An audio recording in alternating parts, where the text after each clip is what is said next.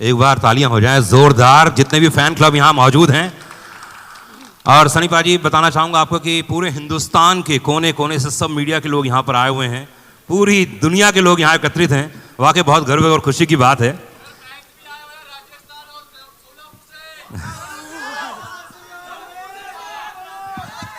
आप सबको ढेर सारा प्यार।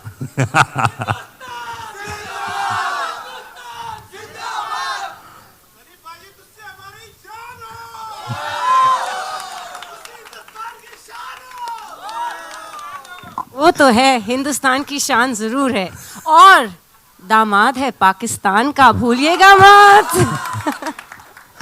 सनी भाई, ये देख रहा हूं मैं, बड़े गौर से आप वो पंप को देख रहे थे, बड़े गौर से देख रहे थे। क्या कुछ होने वाला है फिर से? पहले मैं आप सबको बहुत बहुत आपका थैंक यू करना चाह रहा हूँ, क्योंकि आप लोग जैसे कहा कि हो ही रही है बारिश, इतनी ढेर सारी बारिश हो रही है और इतने सारों को देखकर बहुत अच्छा लग रहा है। मुझे पहले डर लग रहा था शायद आज कहीं कल ना हो जाए, लेकिन मेरे को पता चला कि ढेर सारे लोग हिंदुस्तान के दूसरे दूसरे कोने से आए हैं, हमारे जर्नलिस्ट भाई सब लोग आए हुए हैं, तो thank you very much for coming here. और बाकी जो मेरे फैंस हैं, बल्ले बल्ले थोड़ी। सनी भाई, जब पहली बार बताया गया, जब अनिल जी आपके पास आए, उन्होंने कहा कि आपके नम हो गई थी आंखें, वो कौन सा मोमेंट था जब आपको लगा कि ये मुझे फिल्म करनी ही चाहिए? और अनिल जी को, क्योंकि मुझे अच्छे से याद है अनिल जी कई बार आपको अलग अलग तरीके से बोल चुके थे कि यार कुछ करना है, तो क्या हुआ, वो क्या मोमेंट था वो? देखिए, गदर जो थी हम लोगों ने तो बनाई थी, लेकिन लोगों ने इसे गदर बना दिया था, और ऐसी गदर बनाई कि उसके बाद आसमान पे उठा दिया। और हमेशा डर लगता है कि एक पिक्चर जो इतनी कंप्लीट फिल्म हो उससे फिर से छेड़ा जाए, तो इसलिए मैं डर बहुत रहा था। लेकिन जब शर्मा जी ने मुझे कहानी सुनाई तो खैर वो गदर गदर थी। अभी उम्मीद करता हूँ ये गदर भी एक तरह से गदर बने, और ये तभी होगा जब आप लोगों को फिल्म पसंद आएगी, और मुझे पूरा यकीन है कि आपको ये फिल्म पसंद आएगी। जिस तरह से आप लोग रिएक्ट कर रहे हैं, जिस तरह से इसका पूरा माहौल बना हुआ है, पूरे देश में नहीं पूरी दुनिया में जहाँ जहाँ हमारे लोग हैं, और बस यही चाहूँगा कि ये भी जैसे गदर आपको छुई थी, ये भी आपके दिलों को छुए और जोश भर दे अपने परिवार के लिए, देश के लिए, बिकॉज सबसे बड़ी ताकत एक प्यार ही होती है, और प्यार से बड़ी ताकत कुछ नहीं है। क्या बात है। अमीषा, 22 साल के बाद आप तो वैसी की वैसी हैं जैसे अनिल शर्मा जी बता रहे थे, है ना? उत्कर्ष जी के बारे में बताया गया, तो क्या क्या चेंजेस था? क्योंकि वो कहानी अलग थी, ये कहानी कुछ अलग होने वाली है, तो क्या क्या अंतर आ गया है? एक्चुअली जो सवालें की गई थी मुझे जब मैंने ये फिल्म करने के लिए एक्सेप्ट किया था, पहले तो शुक्रिया था सबका। सभी ने ऑलरेडी कह दिया कि आप लोग इतने बारिश में देश के कोने कोने से आए हो। मैं पहले तो कहना चाहूँगी कि सबसे बड़ा thank you to the most fabulous best co-star of mine, Sunny ji, जिनके साथ अगर मुझे कहा जाए कि आप स्कूल के नाटक में हम स्टेज पे पौधे बनते थे ना, जी जी, तो वो पौधे बन के भी रहो तो मैं हो जाऊंगी।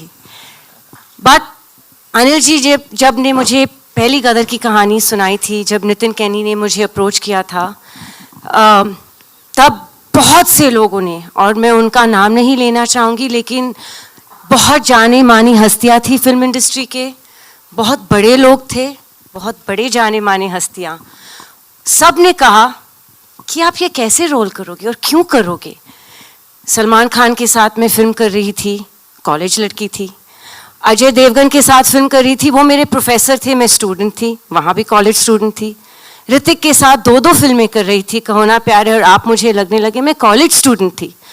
तो जब यहाँ मुझे ये सब्जेक्ट नरेशन किया था और कहो ना प्यार रिलीज नहीं हुई थी, तो सब ने कहा कि आप तो माँ का रोल कर ही नहीं पाओगे।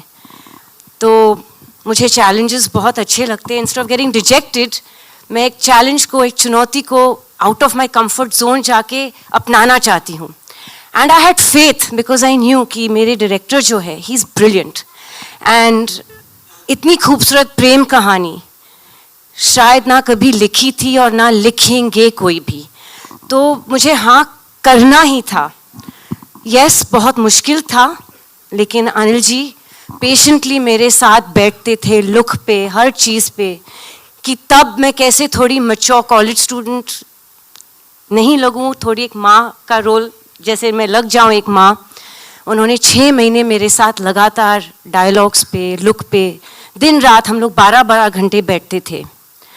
और लोगों ने गदर के आने के पहले गदर को गटर कहा था। और ये दिल को मुझे बहुत छू गई थी ये बात।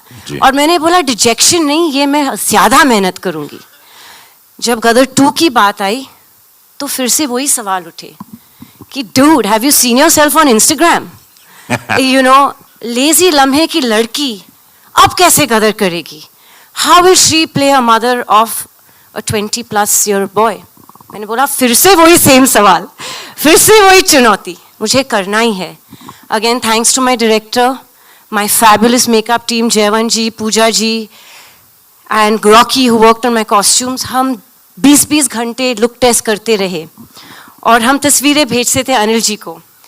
और कुछ दिनों बाद जब हम सफल रहे मुझे थोड़ा सा और मैच्योर दिखाने के लिए फिल्म में, I got the most beautiful message from Anil ji saying my precious Sakina is back. वाह, क्या बात है। But the most important person in all of all this is mister Shariq Patel, क्योंकि ये सब मुमकिन नहीं होता अगर उन्होंने फेथ नहीं रखा होता कि 22 साल बाद भी उनमें हिम्मत थी कि एक जनरेशन जा चुका है, एक नई जनरेशन आ चुकी है और उनके सामने ये आइकॉनिक फिल्म को प्रेजेंट करने के लिए हिम्मत, करेज, balls if I may say so, is only and one only Mr. Sharik Patel. And he has a fabulous team of people, Neeraj, Nishit, Kabir, all of them. उन्होंने इतनी मेहनत की है और आज उनकी वजह से we're standing here. आप मुझे पूछ रहे हो कैसा लग रहा है?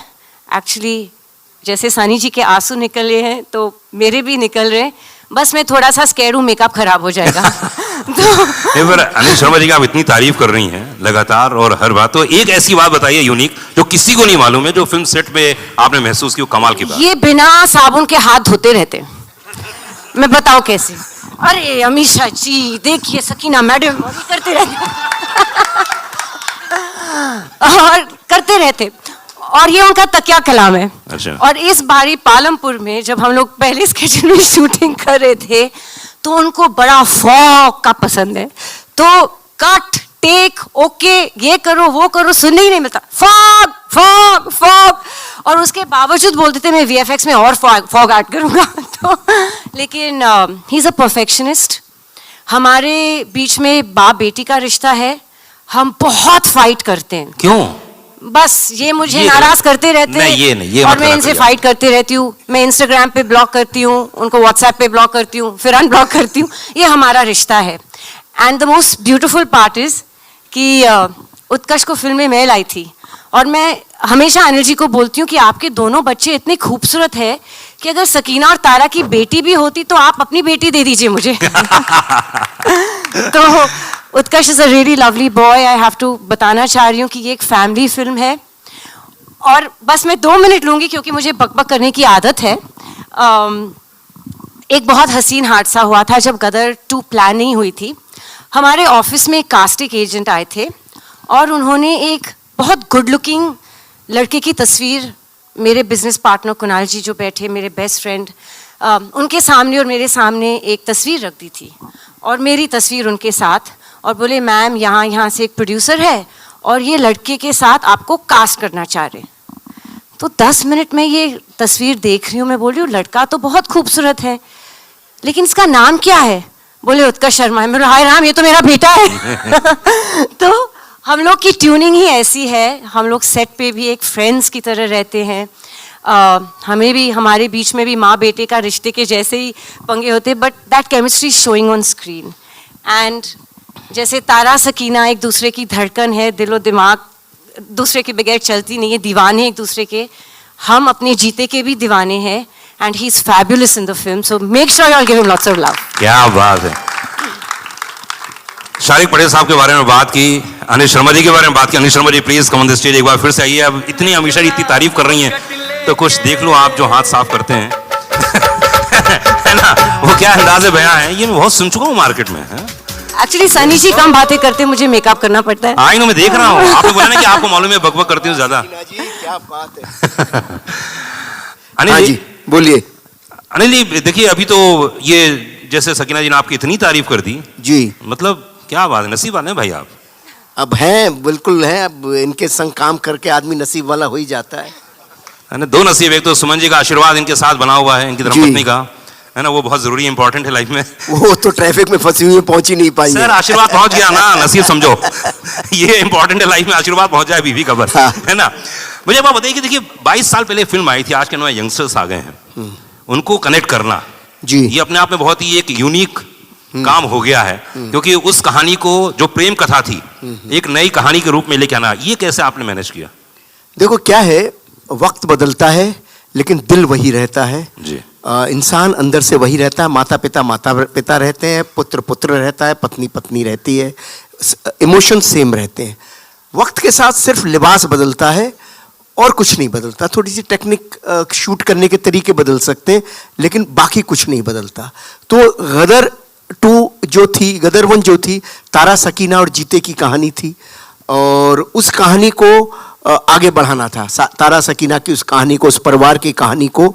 तो वो बहुत आसान था, आसान मतलब आसान आज लग रहा है मुझे, वैसे 22 साल लग गए कहानी खोजने में जी। लेकिन आज लग रहा है बहुत आसान था कि भाई तारा सकीना और उनका बेटा, उस कथा को हम कैसे आगे लेके जाएं। और 22 साल इत्तेफाक से गुजर ही चुके थे, 20-22 साल गुजर ही चुके थे। जी। तो वो अपने आप ही एक कहानी बन रही थी। वो 1947 था, 1971 आ गया, तो बहुत सारी चीज़ें